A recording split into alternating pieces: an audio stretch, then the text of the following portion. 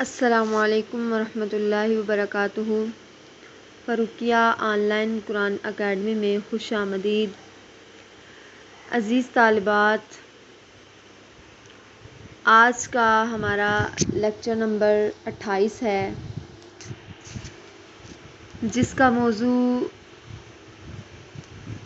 دعا قبول کروانے کا طریقہ، یعنی دعا کو قبول کروانے کا نسخہ نبوی صلی اللہ علیہ وآلہ وسلم ہے۔ تو سب سے پہلے آپ کو یہ بتایا جائے کہ دعا قبول کروانے سے کیا مراد ہے۔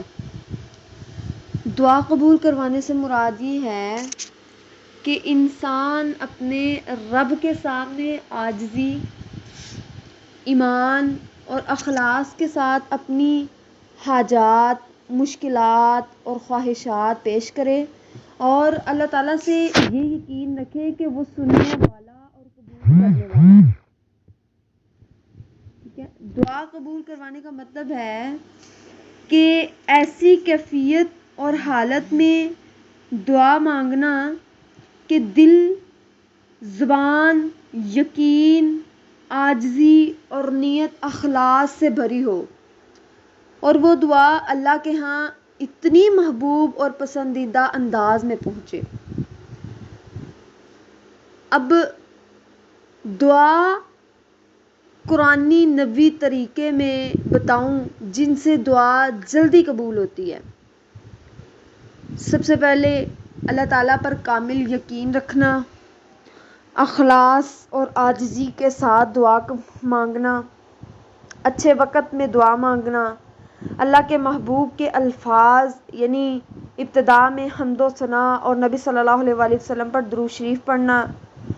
اس کے بعد حرام رزق دعا کی قبولیت میں رکاوٹ بنتا ہے، اس لیے پاکیزہ روزی اور حلال کھانا کی دعا کرنا اور مسلسل دعا کرنا، جلد بازی نہ کرنا کہ میں نے دعا کی لیکن قبول نہیں ہوئی، بلکہ دعا صبر اور یقین کے ساتھ بار بار مانگیں۔ رسول اللہ صلی اللہ علیہ وآلہ وسلم نے فرمایا کہ جب بندہ اخلاص اور ایمان کی نیت کے ساتھ دعا کرتا ہے نا تو اللہ تعالیٰ اس کی دعاؤں کو سنتا ہے۔